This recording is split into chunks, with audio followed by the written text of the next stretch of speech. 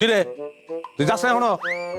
আমি তো ভাবছি তুই গেছিস গা এলে ঘরে লইছি এ মাইয়াকে আমার বউ হবু বউ। তুই গেলে ঘরে বিয়ে করবো এক সেকেন্ডের লেগে আমি বাড়ি খালি রাখতে পারবো না। দেখা তুই জলদি যা। আচ্ছা শোনো, এই হচ্ছে সেই জিনিস ঝগড়া পিএইচডি, যে কারণে তার লগে আমি সংসার করতে পারতাছি না। 2টা দিন তুমি তার খুব ভালো করে খেয়াল করবা। সে যা যা করে ওইটা আমার লগে তুমি করবা না। যদি করো তাহলে তোমার উড়ি দিতে হবে। আমি বাড়িতে ওর বাইরে হইতে পারলাম না, তুমি আরেক মেয়ে লইছো। তো তুই কি মনে করছো তুই বাড়ি থেকে বাইরে আমি গলা ধরে দিব?